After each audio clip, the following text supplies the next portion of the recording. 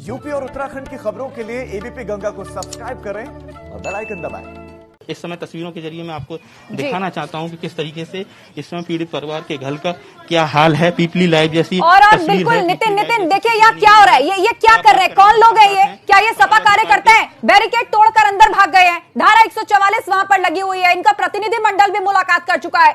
Police डंडा लेके उनके पीछे भाग रही है। पुलिस को धकेल के बैरिकेड तोड़ के ये जो पूरा जत्था अंदर घुसा है, कौन है ये लोग?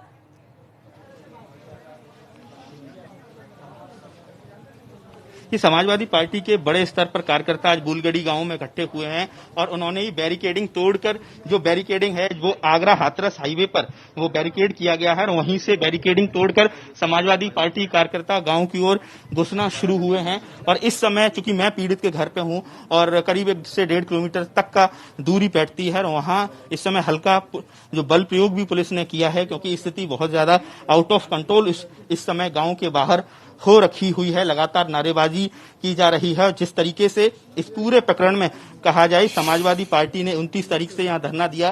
पूर्व प्रदेश अध्यक्ष छात्र सभा अतुल प्रधान के नेतृत्व में 1 तारीख को फिर वो चले गए। कल से फिर से लामबंदी तेज हो गई है। पॉलिटिकल चौसर पर लगातार हर कोई अपने अपने पासे फेंक रहा है।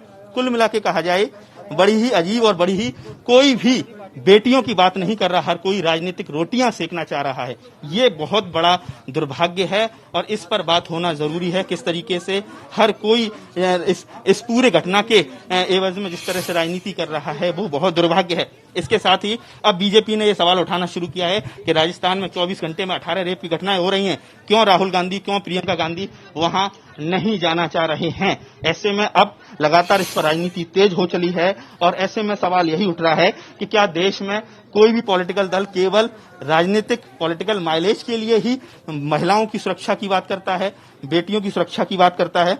और अगर उत्तर प्रदेश की बात की जाए तो 3.5 साल में पहली दफा ये देखने को मिल रहा है कि तमाम जो विपक्षी दल केवल ट्वीट तक सीमित रहते थे, केवल ट्वीट करते थे और योगी सरकार पर निशाना साधते थे, वो पूरी तरह से खुलकर बैटिंग कर रहे हैं। फ्रंट लाइन पर वो मैदान में उतरे हुए हैं। इसके पीछे कई सारी वजह है। इसके पीछे वजह है कि पहली बार जिस तरीके से इस घटना को लेकर जो एडमिनिस्ट्रेशन का जो फेल्योर है, जिस तरीके से लोकल एडमिनिस्ट्रेशन से लेकर शासन में बैठे स्तर तक के जो अधिकारी हैं, इस घटना को एंटीसिपेट ही नहीं कर पाए या पूरी तरह से ठीक से डील नहीं कर पाए, या लोकल प्रशासन ने ठीक तरीके से इस घटना को शासन को इत्तला नहीं की, उसको बता नहीं पाए कि इसके क्या क्या प्रोस एंड कॉन्स होने वाले हैं। तो कुल मिला के कहा जाए, अब जो स्थिति है पूरी तरह से सरकार के हाथ से निकलती जा रही है। गुत्थी जितनी सुलझाई जा रही है उससे ज्यादा उलझ रही है।